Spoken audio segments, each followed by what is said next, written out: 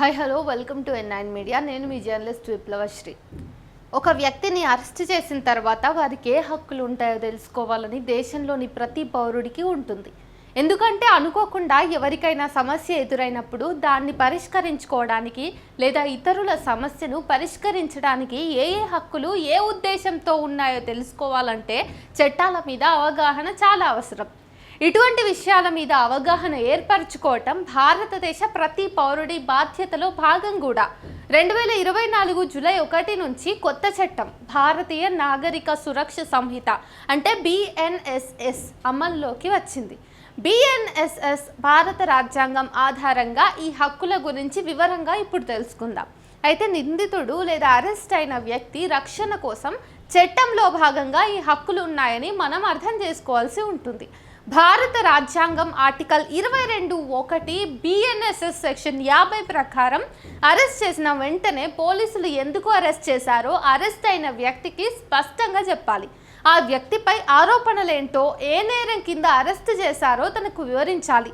BNSS section 57 ప్రకారం ఒక వ్యక్తిని అరెస్ట్ చేసిన 24 గంటల్లోపు అతనిని సమీపంలోని మెజిస్ట్రేట్ ముందు హాజరుపరచాలి, ప్రయాణ సమయం మినహాయించి. ఇది రాజ్యాంగంలోని ఆర్టికల్ 22(2)లో ఉంటుంది.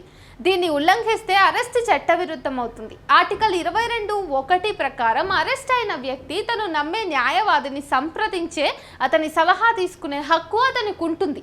BNSS సెక్షన్ 41D కూడా దీన్ని బలపరుస్తుంది. దర్యాప్తు సమయంలో న్యాయవాది అక్కడే ఉండేటటువంటి అవకాశాన్ని కూడా కల్పించాలి. BNSS సెక్షన్ 52 ప్రకారం అరెస్ట్ గురించి అరెస్ట్ అయిన వ్యక్తి కుటుంబ సభ్యులకు లేదా ఆ వ్యక్తి నామినేట్ చేసిన వ్యక్తికి పోలీసులు తెలియజేయాల్సి ఉంటుంది. ఈ సమాచారం వెంటనే లేదా సాధ్యమైనంత త్వరగా ఇవ్వాలి. భారత రాజ్యాంగం ఆర్టికల్ 20-3 ప్రకారం ఎవరి మీద కూడా సాక్ష్యం చెప్పమని చెప్పేసి బలవంతాన్ని చేయలేరు. అంటే పోలీసు దర్యాప్తులో ఇష్టం లేకపోతే సమాధానం చెప్పకుండా మౌనంగా ఉండవచ్చు.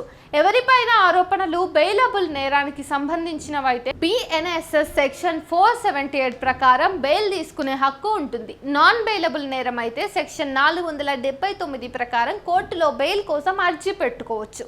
అరెస్టు తర్వాత పోలీస్ కస్టడీలో అరెస్ట్ అయిన వ్యక్తికి ఆహారం, నీళ్లు, వైద్య సహాయం వంటి ప్రాథమిక అవసరాలు అందించాలి. నిందితుడితో అవమానకరంగా లేదా హింసాత్మకంగా వ్యవహరించకూడదు. సెక్షన్ 479, సెక్షన్ 54 ప్రకారం అరెస్ట్ అయిన వ్యక్తిని వైద్య పరీక్షకు పంపాలి. ముఖ్యంగా గాయాలు లేదా ఆరోగ్య సమస్యలు ఉంటే. మహిళలైతే మహిళా వైద్యురాలు లేదా ఆమె సమక్షంలో పరీక్ష జరగాలి. BNSS సెక్షన్ 50-1 ప్రకారం అరెస్ట్ కారణాలను పోలీసులు రాతపూర్వకంగా అరెస్ట్ అయిన వ్యక్తికి ఇవ్వాలి. అదనంగా అరెస్ట్ మెమో తయారు చేయాలి. దాంట్లో అరెస్ట్ సమయం, తేదీ, స్థలం వంటి వివరాలు ఉంటాయి. దీన్ని సాక్షి సంతకంతో ధృవీకరించాలి. ఒకవేళ అరెస్ట్ చట్టవిరుద్ధంగా జరిగితే అంటే ఆధారాలు లేకుండా సమయ పరిమితులు పాటించకపోతే ఆర్టికల్ 32 లేదా 226 ఆధారంగా కోర్టులో హెబియస్ కార్పస్ రిట్ ద్వారా ఫిర్యాదు చేయొచ్చు. BNSS సెక్షన్ 43(2) ప్రకారం మహిళలను అరెస్ట్ చేసేటప్పుడు మహిళా పోలీసులు ఉండాలి. ఇంకా రాత్రి సమయంలో మహిళలను అరెస్ట్ చేయటంపై పరిమితులు ఉన్నాయి. 18 ఏళ్ల లోపు వారిని అరెస్ట్ చేస్తే జువెనైల్ జస్టిస్ యాక్ట్ 2015 ప్రకారం ప్రత్యేక ప్రక్రియను అనుసరిస్తారు. అరెస్టు తర్వాత అరెస్ట్ అయిన వారి హక్కులు రాజ్యాంగం BNSS ద్వారా రక్షించబడతాయి. పోలీసులు ఈ హక్కులను ఉల్లంఘిస్తే న్యాయస్థానాన్ని ఆశ్రయించవచ్చు.